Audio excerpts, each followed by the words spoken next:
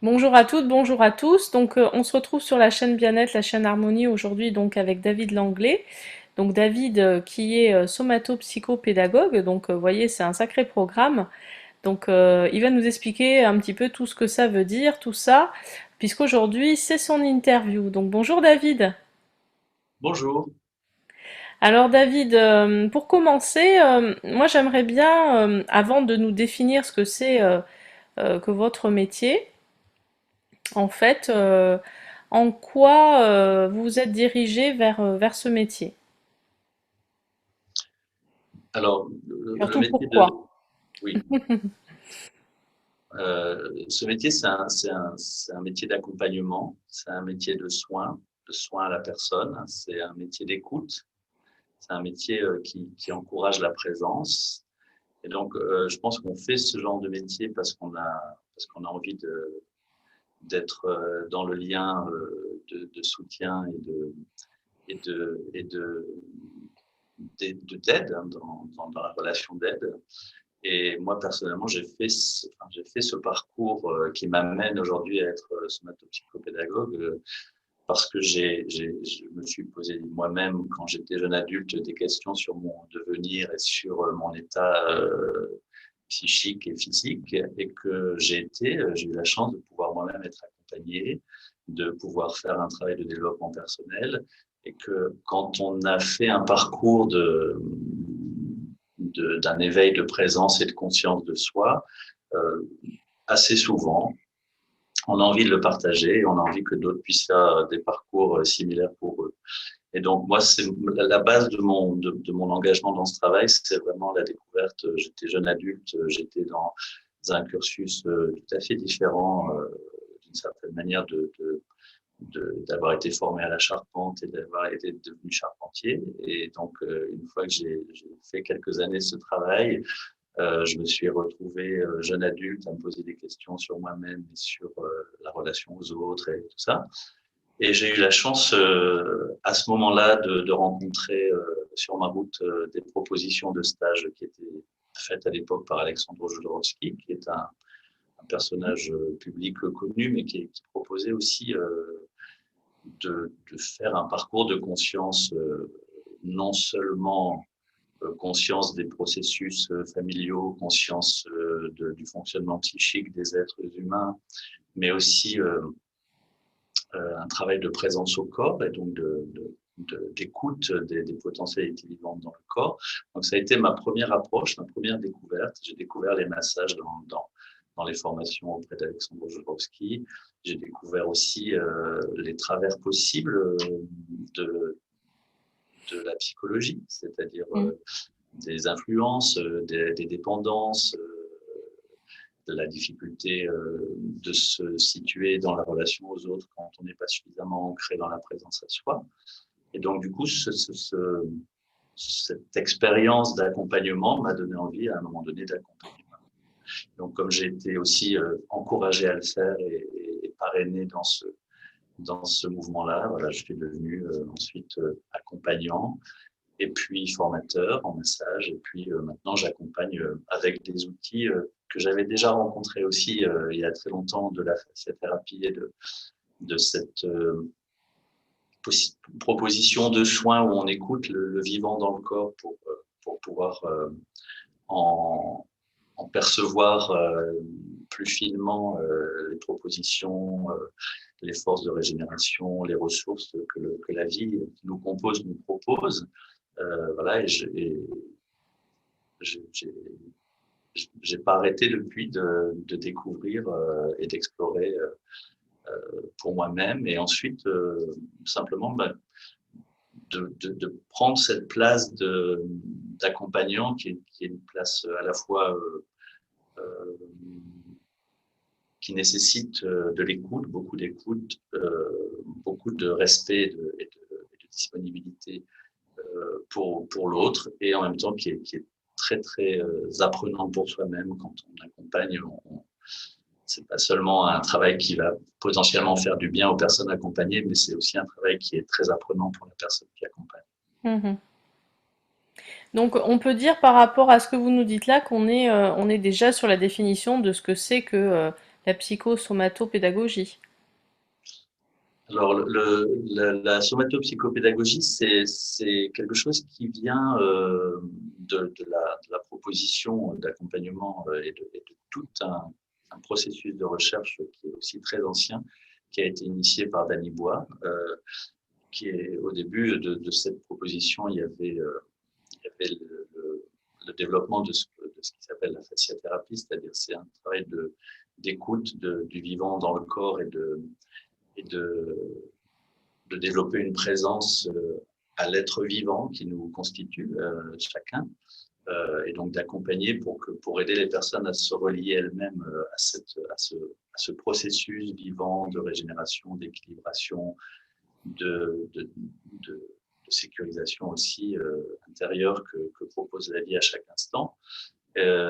Et en fait, en somatopsychopédagogie, c'est ce qui a été développé au cours des années, non seulement par le fondateur Danny Bois, mais aussi par toute une équipe de personnes autour de lui qui ont cherché des outils et cherché à comprendre comment on pouvait accompagner au mieux cette rencontre avec le vivant en développant des outils. Alors actuellement, en somatopsychopédagogie, il y a un accompagnement qui est à la fois verbal, donc un travail Mhm. d'entretien et de dialogue qui peut être aussi un moyen d'aider et d'accompagner une personne.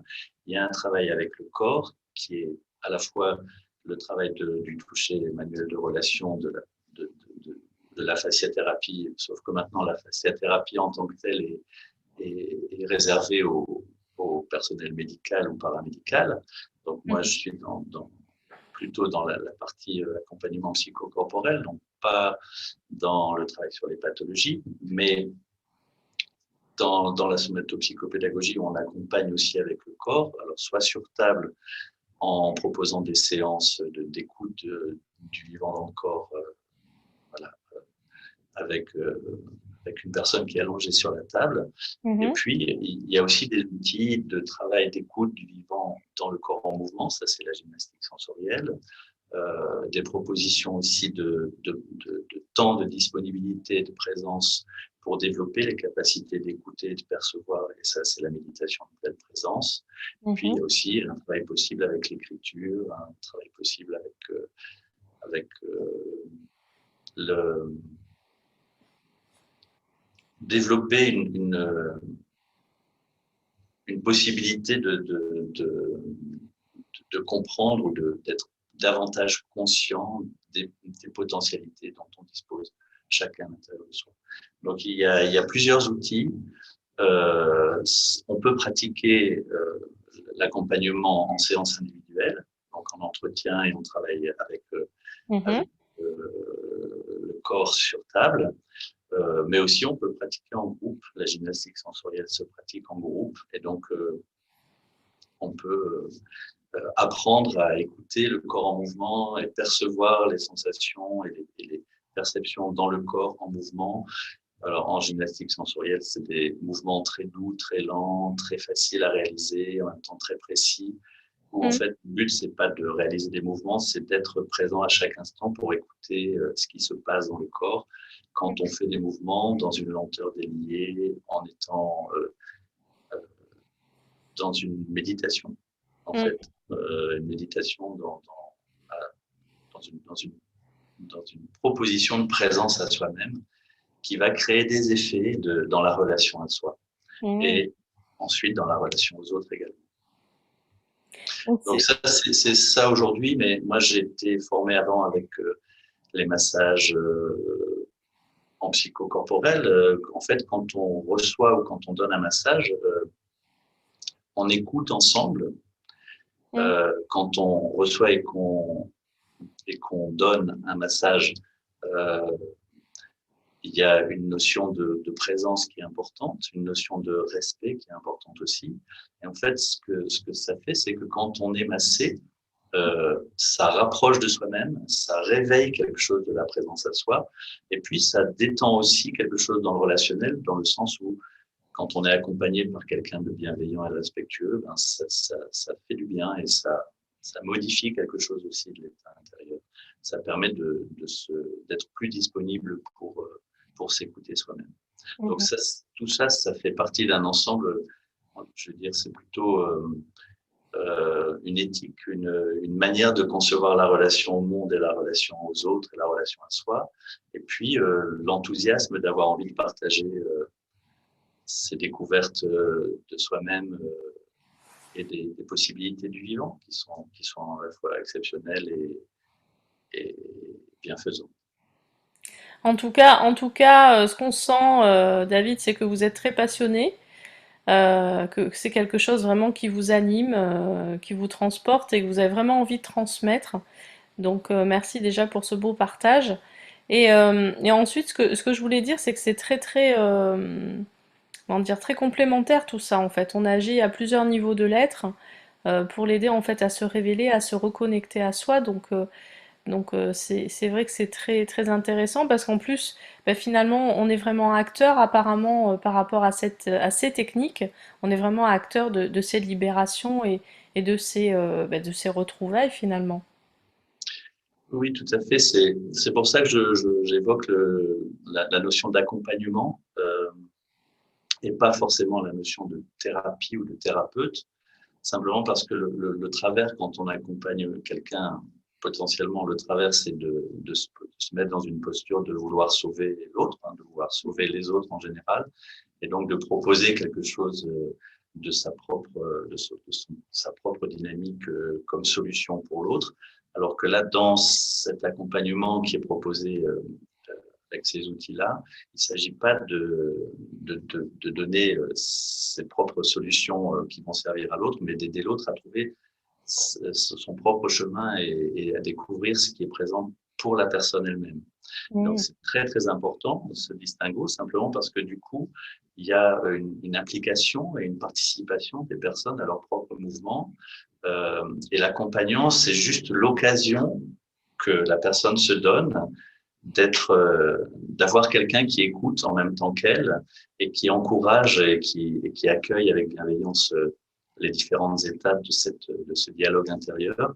Mm. Mais le dialogue intérieur appartient aux personnes elles-mêmes, c'est leur cheminement et la personne qui accompagne n'intervient pas, Mm. n'influence pas, puisque l'objectif de l'accompagnant, c'est de devenir de plus en plus conscient de soi-même et de plus en plus libre d'être soi-même, donc de moins en moins influencé, de moins en moins mis sous tension par les événements qui viennent de l'extérieur.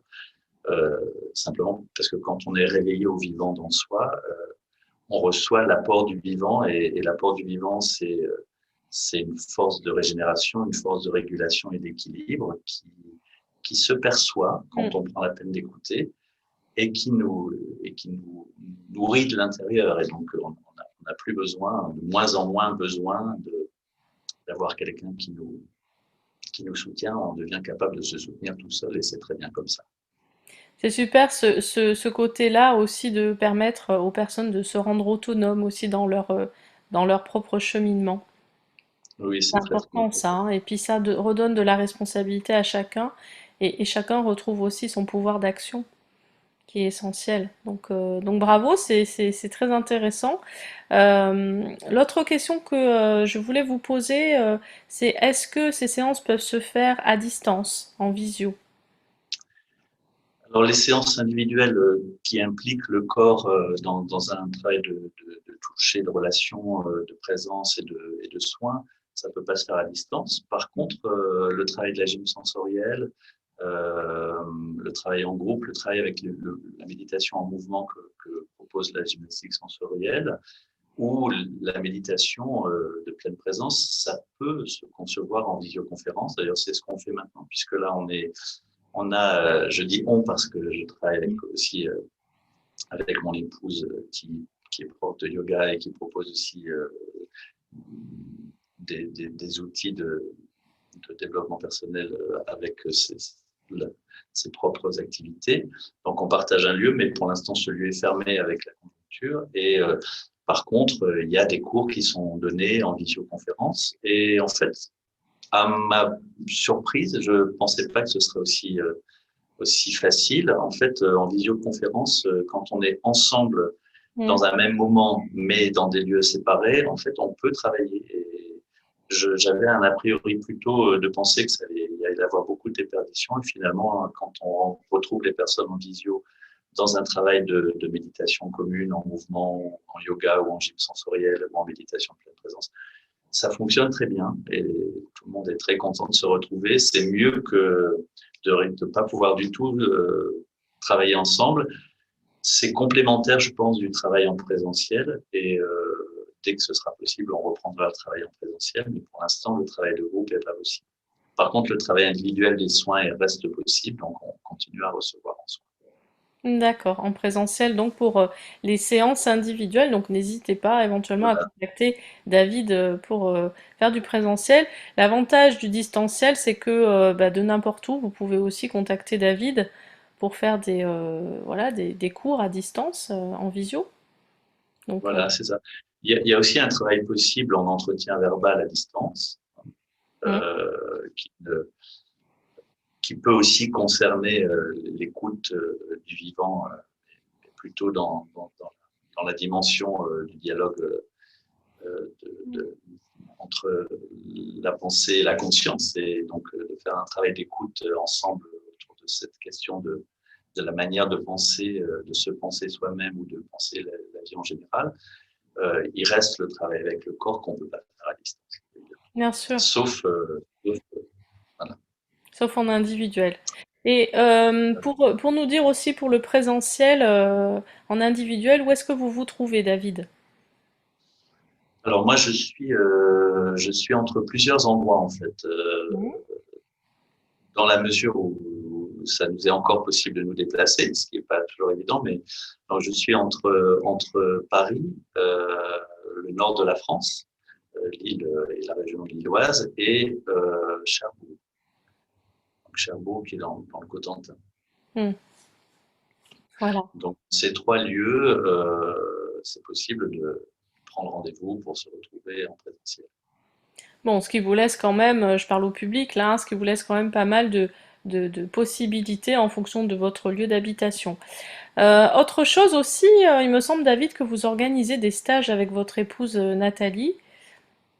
Oui, tout à fait. Alors ça, c'est ça depuis déjà longtemps. On propose aussi des séjours et des stages. Donc ces stages aujourd'hui, ce sont des perspectives, des propositions qu'on va faire plutôt pour le printemps ou l'été, si ça redevient possible d'accueillir, de faire du travail de groupe. Euh, et donc ces stages, on les propose à Cherbourg, où on a la possibilité d'avoir à la fois un espace de travail et aussi possibilité d'un hébergement et de restauration avec des personnes voilà, qui sont très compétentes pour accueillir des groupes également. Voilà. Oui, et puis dans un lieu très sympa, puisqu'on est proche de l'océan, et puis avec beaucoup de verdure, beaucoup Oui, de... alors Cherbourg, c'est une ville qui est tout à fait entourée de nature. Donc, on a une nature préservée tout autour de Cherbourg, particulièrement dans la Hague, et on a des plages magnifiques et des chemins de nature merveilleux à aller rencontrer. Donc, dans les stages qu'on propose, il y a toujours des pratiques physiques en groupe, éventuellement des soins individuels, et puis une rencontre avec la nature qu'on fait. On a fait des stages à l'île de Ré, Mm. au sud de la France aussi, dans les Pyrénées-Orientales. Pour l'instant, les perspectives, ce serait plutôt de développer des stages à Cherbourg, peut-être si ça se représente à l'île de Ré. Enfin, de toute façon, dans tous les endroits où les stages s'organisent, il y a toujours un temps réservé à la rencontre avec la nature, et c'est forcément dans des lieux où il y a cette force et cette beauté de la nature qui est présente. Donc là, c'est le cas à Cherbourg. C'est un endroit magnifique. Ça semble pas comme ça quand on évoque Cherbourg, c'est une ville qui a l'air un peu austère. En fait, non, pas du tout. C'est une ville qui est très ouverte, où il se passe plein de choses et avec une nature magnifique tout autour. Et avec la mer, l'océan, les plages, super. Et oui, donc à découvrir un petit peu, ça peut être sympa, voilà, dès que les stages redémarrent. Donc restez à l'écoute, hein, chères téléspectatrices et téléspectateurs, un petit peu de ce qui peut se passer du côté de Cherbourg avec David Langlais et sa femme Nathalie.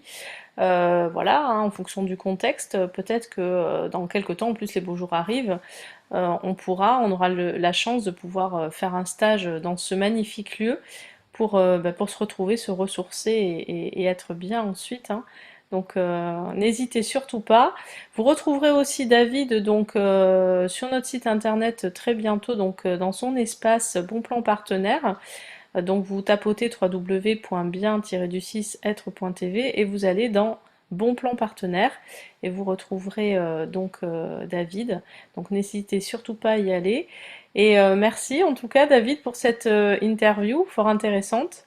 Merci beaucoup, merci. C'est un grand plaisir de pouvoir présenter le travail et de parler de nos pratiques.